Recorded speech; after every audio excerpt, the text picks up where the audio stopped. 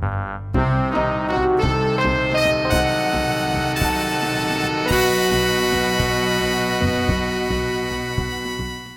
my fellow wizards and welcome to the Uncommon Commander. I'll be your host today. My name is Ryan. I'm proud to present you with a deck which is legal in both Elder Dragon Highlander and Pauper Elder Dragon Highlander formats, thanks to it having a commander that is uncommon in the most literal sense of the phrase. Her name is Adeliz, the Cinder Wind, and she's brought all of her wizard friends to the fight. Adeliz herself is a 2/2 legendary human wizard creature with flying and haste, and she also has, whenever you cast an instant or sorcery spell, wizards you control get +1/+1 until the end of the turn. That's a pseudo form of prowess, and it's going to make it so that all of our wizards get very big, very fast. Now before we actually bite into the meat of this deck, I should probably prime you with some information that will help you understand how the deck's going to win. Adeliz's prowess-like ability synergizes very well with the game mechanic called Storm, which is found on cards like Grape Shot. Storm counts how many spells you've cast in the turn, and then copies the spell with the Storm on it for each spell that you've cast before it. We're not actually using any Storm cards in this deck, but thanks to Adeliz, using a Storm strategy will make all of our wizards into big creatures seemingly out of nowhere. So with two different formats that this deck can play in, we have two different primary strategies in order to win the game. In regular EDH, we'll want to try to keep a full grip of cards and get several wizards onto the board. From there, we'll sit back and just wait for the opportunity with a full hand, and once that opportunity arises, we'll cast as many spells as we can during our own turn. That should pump our creatures up to be pretty large, and we can swing in for an alpha strike. Now, if we're playing Pauper EDH, we can still employ the Storm strategy, or we can play the deck as more of a tempo deck, just staying on curve and casting spells as we're able to, holding nothing back. Our instant speed cantrip spells can act as combat tricks, pumping our wizards up to destroy an opponent's attackers, and then we can counterattack back. Part of the reason I like this deck so much is because of its flexibility with timing its spells, which allows you to get the most possible impact out of them. It's a spell slinger deck and a big creature deck, all rolled up into one Izzet colored package. The people I'd most recommend this deck for are those who haven't played Pauper EDH yet, but are interested in it. This gives you a deck that can be played in both formats, so you don't have to dive deep into Pauper right away, but you can instead have a deck that you play in both formats. It'll obviously be stronger overall in Pauper, but in my experience with the deck, it still holds its own in EDH, and can pull off some surprise victories as well, over much more expensive decks if you play your cards right. If you're interested in playing Pauper EDH, I've got a link to the rules in the description of my video, and while you're at it, if you wouldn't mind also clicking the like and subscribe buttons down there, that would really help this channel grow, and I'd appreciate it. Now, before we get into the meat of this deck, I think we need to whet our appetites. Adeliz has no limit to how large she can make your wizards, so you'll have plenty of mana available to consume.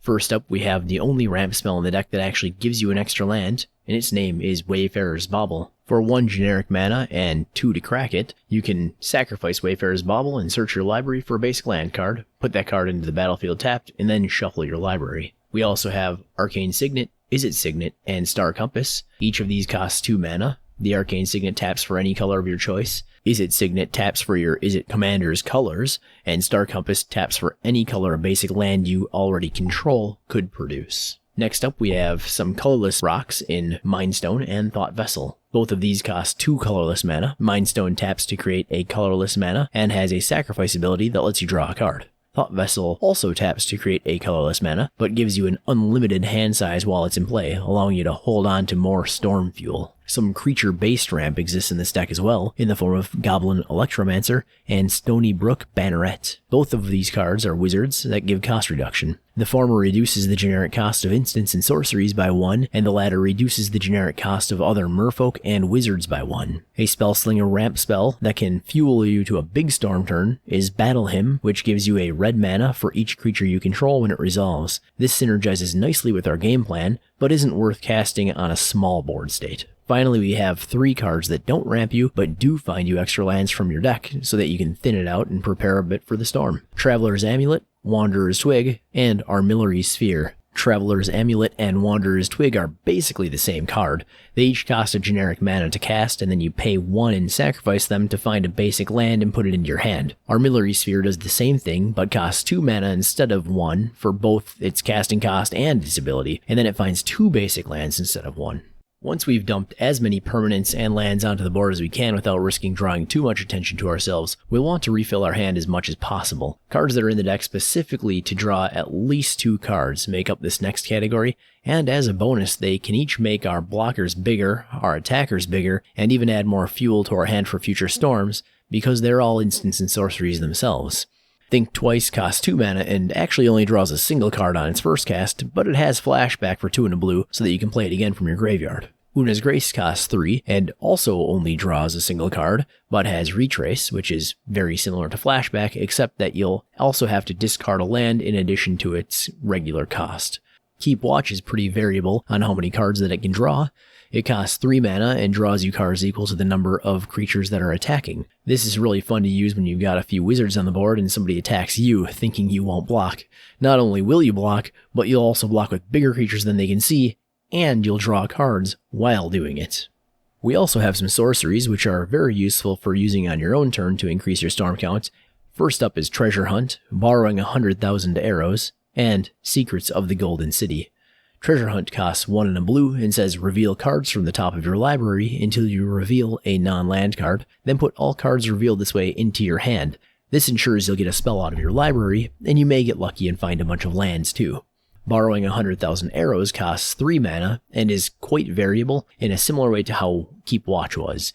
Typically in Pauper EDH, there aren't very many board wipes, so most people will at least have some kind of creature state, and as long as they're attacking, you're going to get your mana's worth out of this card. Secrets of the Golden City is slightly harder to cast, still costing 3 but requiring that 2 of those be blue. This one will let you draw a definite 2 cards, and that changes to 3 if you've got the city's blessing. Deep Analysis costs 4 mana and draws you 2 cards. It also has flashback for 2 mana and 3 life. Distant Melody costs 4 mana and has you choose a creature type, then you draw a card for each permanent you control of that type. We're going to pick vampires, obviously. Our 2 largest CMC draw spells are Rush of Knowledge and Treasure Cruise. Rush of Knowledge will cost 5 but draws cards equal to the highest converted mana cost among permanents we control. Worst case scenario, this will draw you 3 cards, and best case scenario, it'll draw you 6. Treasure Cruise allows us to draw 3 cards as well, but costs 8 mana. Luckily, it also has Delve, so that mana cost can get as low as 1 blue mana. Finally, our only permanent-based draw spell is Hessian Thief. Did I say that right? Hessian Thief? Hessian Thief? I'm not quite sure. She is notably not a wizard, but does have prowess on her own. When she deals combat damage to an opponent, you also draw a card. While we're building our board, it's important to keep our opponents from putting out things that will completely ruin our day. We can remove their threats to varying levels of success with this deck. If we don't mind an opponent having a thing later, but we don't want them to have it right now, our best bet is to bounce that thing. For this we have Aether Adept, Capsize, and Vedalken Dismisser. Aether Adept is a 2/2 wizard that returns a creature to its owner's hand when she enters the battlefield. Capsize is an instant that returns any target permanent, even a land, to its owner's hand. It also has buyback, so you can use it repeatedly. Vedalken Dismisser, like Aether Adept, is a 2/2 wizard, but when this guy bounces a creature, he bounces it to the top of its owner's library. That effectively stops them from drawing on their next turn. If you bounce him repeatedly, you'll actually lock the person out from drawing a new card for the rest of the game. Shattering Pulse and Destructive Tampering serve to destroy artifacts. Shattering Pulse has a buyback ability so that we can reuse it, and Destructive Tampering has added versatility in that if we don't need to destroy an artifact, we can actually use it to make all of our creatures unblockable to non-flying creatures. We also have counterspells available to keep opponents' threats off the board, or to protect our own board. At 2 mana we have Arcane Denial and Negate. Arcane Denial has the downside of drawing your opponent's cards, but it also draws you a card, keeping as much fuel in the hand as we can for our wizards.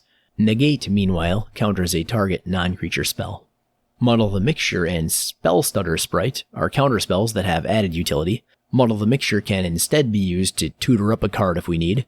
The Sprite, meanwhile, is a wizard creature with flash. This allows her to act as a counterspell, a surprise blocker, or as a naturally evasive attacker that can get big with the other wizards. A couple of cards in this category can also act as board wipes under the right condition. Echoing Truth is a bounce spell that returns a target non-land permanent to its owner's hand. If it shares a name with any other non-land permanents, those also get bounced. That's great for taking out armies of tokens, or if somebody has the same commander as somebody else and they're both on the field, they'll both get removed as well. Rolling Thunder deals X damage divided as you choose to any number of target creatures and players, where X is the amount of generic mana paid into it. It's very versatile, and it can wipe a board if you have the mana for it. Adeliz gives all of our wizards a sort of prowess-like ability while she's on the field, giving them +1/+1 whenever we cast an instant or a sorcery spell. That's nice, and we could just dump a bunch of wizards out here that have good utility abilities, and we could call it a day. But what if we put wizards on the board instead that have prowess abilities themselves? Well, I guess they'd grow big twice as fast, and that may be terrifying. We'll start with Burning Prophet. She's a 1/3 wizard that has a pseudo prowess ability that has her grow by +1/+0 and allows you to scry 1 whenever you cast a non-creature spell. She gets big doubly fast and fixes the top of your library so that you get to draw more fuel. Perfecto. Sanguinary Mage and Spellweaver Eternal both have the actual prowess ability. Sanguinary Mage is otherwise a vanilla 1/3, while Spellweaver Eternal is a 2/1 that also has Afflict 2, basically guaranteeing that she'll at least do some kind of damage before she dies. A naturally evasive wizard with a similar ability is Aven Wind Mage. He has flying and a prowess-like ability that triggers on instants and sorceries. It's exactly prowess, but like I said, it only works with instants and sorceries, the same as Adeliz. Finally, we have a spell that is not a wizard, but instead an instant. Goblin Wizardry creates 2 1/1 red goblin wizard creature tokens with prowess when it resolves. So it's a spell that triggers Adeliz, and it's 2 bodies on 1 card, and both of those bodies have prowess. It almost feels like they designed this card for this deck. I love that it mechanically works flawlessly here, and I love that it creates goblins that have a capacity for learning magic, and I love that one of them is shooting a lightning bolt out of his butt. Alright, now that we've got all these wizards on the board, not all of them, you'll notice, have natural evasion, so to get them through, we've piled a bunch of evasion cards in this deck. If we want to give our creatures flying, we've got Defy Gravity and Wingcrafter. As a bonus, Defy Gravity can be flashback, and Wingcrafter, and whatever other creature you've soul bonded to it, both get to fly together. Crash Through is kind of the odd card out here as it doesn't give flying, but instead gives an imperfect form of evasion in Trample. But it does do it for the whole team, and for only 1 mana, and it draws a card to replace itself, so that's pretty great. Shadow Rift gives a target creature Shadow, which against most decks is as good as unblockable, and draws a card to replace itself. Slip Through Space, Passwell Adept, and Pathmaker Initiate all actually make creatures you control truly unblockable. Slip Through Space does it via sorcery, and then draws a card to replace itself. Passwell Adept is a 1/3 wizard that gives a target creature the gift of unblockability for 3 mana. And Pathmaker Initiate can tap to make a creature with power 2 or less unblockable. Now, I recommend tapping him for that ability before you actually pump your wizards up. The important part is that you're able to target a creature with 2 power or less. If it has more than that, you won't be able to target it. It's okay if it has more than that after you've targeted it, though. Alright, I'd like to take a break from just listing cards off to briefly talk about a combo that this deck runs. I'll begin by listing the cards off, but then I'll explain how it works. The combo requires one of 3 wizards to be out that we have in this deck. Those wizards are Archaeomancer, Izzet Chronarch, and Salvager of Secrets. Those each return an instant or sorcery card from your graveyard to your hand when they enter the battlefield. You'll combine one of those cards with Ghostly Flicker and Peregrine Drake. To show how this works, I'll use the classic Archaeomancer. In this scenario, Archaeomancer and Peregrine Drake are on the battlefield already. Now, tap 5 lands, but only use 3 of those mana that they generated in order to cast Ghostly Flicker, targeting Archaeomancer and Peregrine Drake. Ghostly Flicker will resolve and then go to your graveyard, and immediately after that happens, Archaeomancer and Peregrine Drake will enter the battlefield. When they do, you'll want to target Ghostly Flicker in your graveyard with Archaeomancer in order to return Ghostly Flicker to your hand. You'll also untap all 5 lands that you tapped when casting Ghostly Flicker when Peregrine Drake enters the battlefield. This will leave you in the exact same situation you were in before casting Ghostly Flicker, except that you'll be floating 2 additional mana. You can do this infinite times in order to gain infinite mana. If Adeliz is on the battlefield while you're doing this, she'll also have given herself and all of your wizards infinite power and toughness from all the times you've casted Ghostly Flicker. This should win you the game, but it does have the possibility of being interrupted, or of having your creatures blocked if they aren't evasive.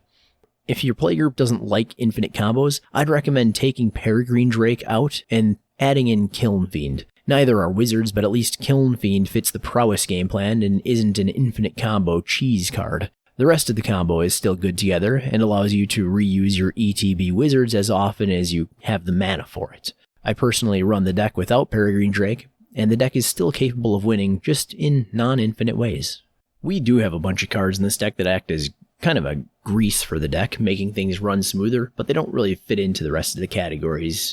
Mizium Skin is an instant that costs a blue mana and gives a target creature you control hexproof and +0/+1 until the end of the turn.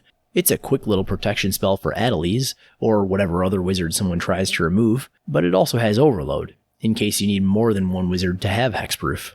Preordain attempts to fix the top of your library to make sure you got a spell on deck and another in hand. Seagate Oracle doesn't quite fix the top of your library, but does fetch you a card off the top of it and then hides another. This can mean putting lands onto the bottom of your library and spells into your hand. I considered putting Firebrand Archer with the Prowess wizards, but for 2 issues. She isn't a wizard, and she doesn't have Prowess. But still, she does trigger at the same time that the Prowess wizards do. She'll deal 1 damage to each opponent whenever you cast a non-creature spell. If we're having trouble attacking, she can still get some damage in. Psychotic Fury is a cantrip that's around to give Adeliz double strike. In Pauper EDH, lethal commander damage is actually at 16 instead of 21. Casting this by itself on Adeliz and hitting someone with her nets you 6 of that commander damage. If you pump her up further, it can get out of hand very quickly, potentially turning her into a one-shot kill. Finally, we have 3 tutors that didn't fit into other categories: Vidalcan Ether Mage, Drift of Phantasms, and Trinket Mage. The Ether Mage tutors when you use its, and I love this ability's name, Wizard Cycling. If you just need the body, you can cast her for 2 mana at instant speed as a surprise blocker, and when she enters the battlefield, you can return a target sliver to its owner's hand. Yeah, we're not really playing her for the ETB, let's just move on. Drift of Phantasms is one of the very few non-wizard creatures in this deck. It's a good blocker, but also has Transmute, so you can search for any card with a converted mana cost of 3, and trust me, we have no shortage of those to pick from. Trinket Mage is limited, in that it can only tutor up an artifact of converted mana cost 1 or less when it enters the battlefield. Luckily, we do have several land-finding artifacts that do fit this description, or, if you'd like to skip the middleman, you can just tutor up one of the artifact lands that we have. I haven't talked about these yet, but yes, some of our lands are also artifacts, and they can be tutored with this. Well, since I just brought up lands, why don't we actually talk about them now? We have 2 artifact lands, Great Furnace and Seat of Synod. Having artifact lands can open you up to easy land destruction, but having extra targets for Trinket Mage to pull up can keep your lands on curve. Thinning the deck has also been a focus of the 99, and we have some lands that help with that. Evolving Wilds and Terramorphic Expanse are both, again, basically the same card, and can both be cracked to search for a basic land and put it onto the battlefield. Crixus Panorama can be tapped for colorless mana, or it can be cracked to find an island, a swamp, or a mountain. We don't have a swamp, so don't look for one of those. Those help us fix our colors, and in that vein, we have Command Tower. It'll tap for either a red or a blue mana in this deck. We have a few lands that give us some added utility. Haunted Fengraf taps for colorless mana, and can help return a creature from our graveyard to our hand if we're willing to sacrifice it. Opal Palace also taps for colorless mana. It also has an ability that allows you to pay 1 generic mana, and tap to add a mana of any color in Adeliz's color identity. When we use that mana to cast Adeliz, she enters with a +1/+1 counter on her for each time she's been cast from the command zone. Powering her up even that little bit more can be the difference between a 1-shot kill and a 2-shot kill. Path of Ancestry enters the battlefield tapped, and taps for any of Adeliz's colors. When we spend that mana to cast a human or a wizard, we get to scry 1. That covers almost every single creature spell in this deck. Off the top of my head, the only 2 that I can think of that aren't a human or a wizard would be Peregrine Drake and Drift of Phantasms. And you're not even going to be casting Drift of Phantasms, you're going to be tutoring with it. This is a powerful land in this deck. Finally, our basic lands are 17 islands and 9 mountains. So that's all 95 cards for this deck. Ha, that's right, I've tricked you. I purposely left 5 cards out, and I did it exclusively so that I could pigeonhole in a segment that uses Baron von Count's art that I like to call The Final Countdown! A segment in which I hand select 5 cards that I like to list in a very particular order that is not at all arbitrary, except for when it is. That very particular order that they're in is 5 through 1. These might be the most interesting cards in the deck, or the most powerful, or may just be cards that I feel like talking about. You may not immediately like all of these cards, but trust me, by the end of this segment, you'll have heard about them. Alright, at number 5, we have 2 spells, but don't worry, I won't cheat and list 6 spells here, I'll just light up the number 4 as well. The 2 spells I'd like to present to you at the exact same time are similar in a lot of ways. They both enable you to cast a massive amount of stuff and trigger Adeliz on their own. It's Mana Geyser, and it's High Tide. Mana Geyser costs 3 and 2 red, and adds a red mana for each tapped land that your opponents control, while High Tide, meanwhile, costs a single blue mana, and then lets all of your islands tap for an additional blue mana each. Okay, so the only similar thing about these 2 spells is they add a burst of mana, but my, what large bursts. Well, since we've already mentioned 5 and 4, I guess that means we're already on to number 3. And having huge wizards can be great, but if they can be blocked, who cares about how big they are? At number 3, we've got a card that will make sure nothing is obstructing your path to victory. Its name is Cosmotronic Wave, and it costs 3 generic and 1 red to cast. That makes it the most expensive sorcery in the entire deck. But its effect is worth the cost, as first it deals 1 damage to each creature your opponents control, clearing out all of their weenies, and then makes it so that your opponent's creatures can't block this turn at all. That's going to make this next card absolutely smash face, because at number 2, we have our most powerful creature. I don't mean it's our best creature, I mean it's our most powerful.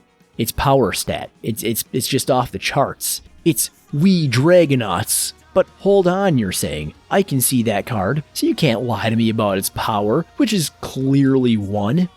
Well, my hasty friend, its power is only 1 most of the time. The rest of the time, its power is 1 plus 2 for each instant and sorcery, plus another 1 for each instant and sorcery because of Adeliz. With Adeliz on the board, these wee Dragonauts become a 10 power flyer after just 3 spells. And I'll let you know right now, you're going to be able to put out a whole lot more than 3. Alright, enough about these wee chumps. If a creature that gets out of control is at number 2, what kind of maniac could be at number 1? It's a wizard, and he gets way out of control. His name is his job, and his job is being an information dealer. He's a wizard that taps to look at the top X cards of your library, where X is the number of wizards you have on the battlefield. You then put them back in any order. When you scry 7 and find 4 lands on the top of your library, you're going to love moving those to the bottom of that stack. You want fuel for the Prowess storm? Well, this is the guy that works the fuel pump. Don't forget to tip him. Well, that was a rousing countdown in some particular order. But you know what that means. We've come to the end of our show today. I want to thank you for watching this episode of The Uncommon Commander. If you enjoyed this deck tech, you can find a link to it in the video description. Each deck I make a video for can be found at my tapped out page. Again, if you enjoyed the video, and I hope you did, please click on the thumb up icon on your screen and subscribe to the channel so that you won't miss our future content. Also, feel free to leave a comment below or email me at uncommoncommander@gmail.com, spelled exactly how it sounds. Thanks for watching, and I'll see you next time, friends.